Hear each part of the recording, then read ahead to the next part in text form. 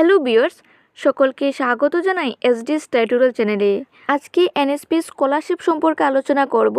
ST, SC, OBC student যারা রয়েছেন আপনাদের স্কলারশিপ সম্পর্কে বিস্তারিত আলোচনা করব। প্রথমে আলোচনা করব আপনারা যারা ত্রিপুরা রাজ্যের মধ্যে প্রি এবং পোস্ট ম্যাট্রিক স্কলারশিপের জন্য যেসব এসটি স্টুডেন্ট রয়েছেন এখন পর্যন্ত স্কলারশিপের জন্য আবেদন করেননি, আপনাদের স্কলারশিপের ডেট বাড়ানো হয়েছে।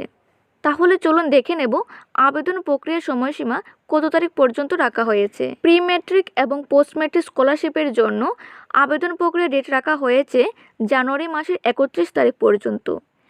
আপনারা যারা এখন পর্যন্ত স্কলারশিপের জন্য আবেদন করেননি, আপনারা জানুয়ারি মাসের 31 তারিখের মধ্যেই স্কলারশিপের জন্য আবেদন করে নেবেন। ইনস্টিটিউট লেভেল ভেরিফিকেশনের ডেট রাখা হয়েছে ফেব্রুয়ারি মাসের 5 তারিখ পর্যন্ত।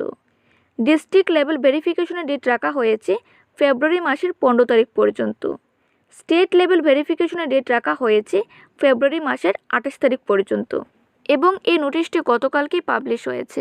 তাহলে আপনারা এই নোটিশ থেকে বুঝতেই পারছেন যে আপনাদের স্কলারশিপের জন্য ডেট বাড়ানো হয়েছে। তাই ত্রিপুরার যেসব এসটিএস ছাত্রছাত্রীরা রয়েছেন যারা এখন পর্যন্ত স্কলারশিপের জন্য আবেদন করেননি, আপনারা অবশ্যই জানুয়ারি মাসের 31 তারিখের মধ্যে আবেদন করে নেবেন। এবং যারা ত্রিপুরা এসসি স্টুডেন্ট রয়েছেন আপনারা জানেন যে স্কলারশিপের লাস্ট ডেট রাখা হয়েছে জানুয়ারি মাসের 31 তারিখ পর্যন্ত।